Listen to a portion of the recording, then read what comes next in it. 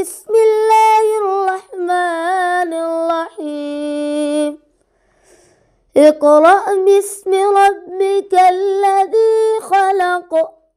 خلق الإنسان من علق اقرأ وربك الأكرم الذي علم بالقلم علم الإنسان ما لم يعلم كلا إن الإنسان ليطغى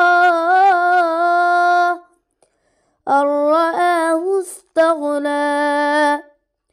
إن إلى ربك الرجعى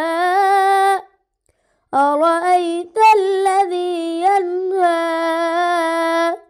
عبدا إذا صلى أرأيت إن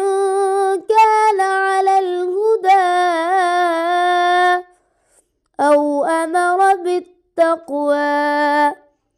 أرأيت إن كذب وتولى ألم يعلم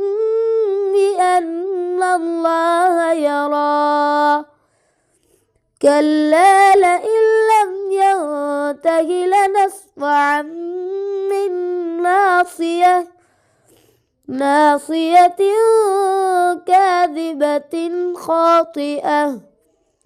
فليدع ناديه سندع الزبانية